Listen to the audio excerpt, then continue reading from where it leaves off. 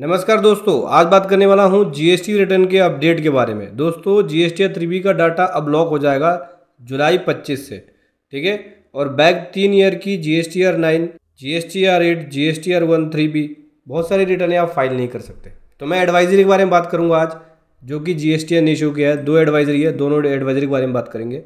बहुत कुछ सीखने को मिलेगा, बहुत कुछ समझने को मिलेगा इस वीडियो के अंदर। उससे पहले बताना चाहूँगा, जो भी भाई बंधु मेरे चैनल पे पहली बार है, इस वीडियो को पहली बार देख रहे हैं, जिन्होंने अभी तक सब्सक्राइब नहीं किया, सब्सक्राइब कर लीजिए। साथ ही साथ बेल आइकन पे भी क्लिक कर लीजिए, ताकि इस तरह का कंटेंट आपको मिलता रहे। तो दोस्तों, पहला एडवाइजरी है, यहाँ पे देख सकते हैं।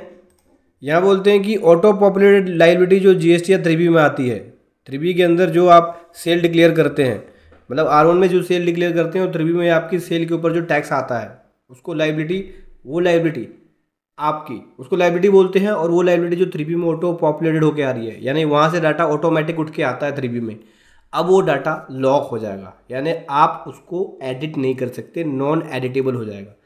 यहाँ पे एडवाइजरी में ही बोलती है, पहले पॉइंट में बोल रही है कि जो डाटा आपका 3B है, 3B का जो डाटा है पोर्टल पे आ रहा है R1 के बेसिस पे। जब आप अपना R1 IFF या R1A फाइल करते हो, तो उसके बेसिस पे 3B में डाटा आता है, और उस डाटा, वो डाटा ऑटो पॉपुलेट होता है, उसको आप एडिट भी कर लेते हो, ठीक है। और चूँकि गवर्नमेंट ने जीएसटीआर 1A इंट्रोड्यूस कर दिया, 1A का मतलब हो गया कि अगर आपने अपनी R1 के अंदर लायबिलिटी गलत डिक्लेयर कर दी और आप अमेंडमेंट करना चाहते हैं, तो 1A फाइल करेंगे, जिसकी वजह से आपकी 3B के अंदर करेक्ट टैक्स लायबिलिटी रिपोर्ट हो जाएगी। यानी 3B के अंदर कोई भी चेंजेस करने की ज़रूरत नहीं है। अगर कोई मिस्टेक R1 में कर दी, तो R1A फाइल करके अमेंड कर लो और अपनी करेक्ट टैक्स लायबिलिटी 3B में ले जाओ।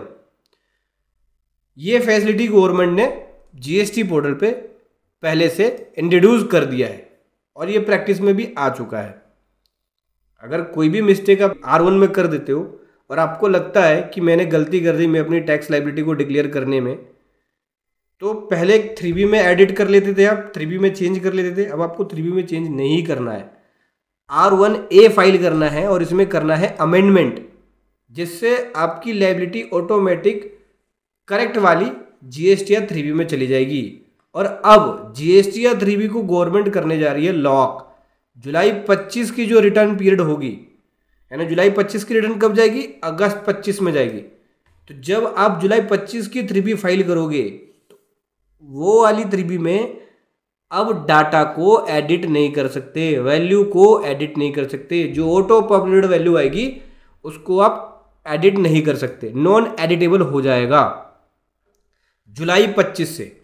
अगर आपने जीएसटीआर 1 को फाइल करते वक्त गलती कर दी है, तो जीएसटीआर 1A फाइल करोगे और अपनी करेक्ट टैक्स लायबिलिटी 3B में ले जाओगे। जो आपकी करेक्ट वाली लायबिलिटी है, वो 3B में ऑटोमेटिक चली जाएगी R1A फाइल करने के बाद, ठीक है।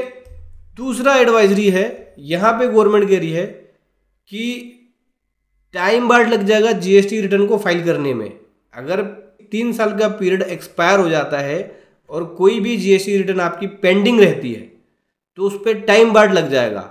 फाइनेंस एक्ट 2023 के अंदर 31 मार्च 2025 को जो इम्प्लीमेंट किया गया, 1 अक्टूबर 23 को जो नोटिफिकेशन नंबर 28/23 इशू किया गया, उसके जरिए यहाँ पे गवर्नमेंट ने जीएसटी रिटर्न पे टाइम बार लगा दिया। तो जीएसटी रिटर्न में जो आप जीएसटी रिटर्न फाइल करते हो, कौन कौन सी रिटर्न? अंडर सेक्शन 37 के अंदर, अंडर सेक्शन 39 के अंदर और अंडर सेक्शन 44 के अंदर, ठीक है। जैसे कि GSTR 1, GSTR 3B, GSTR 4, GSTR 5, GSTR 5A, GSTR 6, GSTR 7, GSTR 9, GSTR 9C, ठीक है।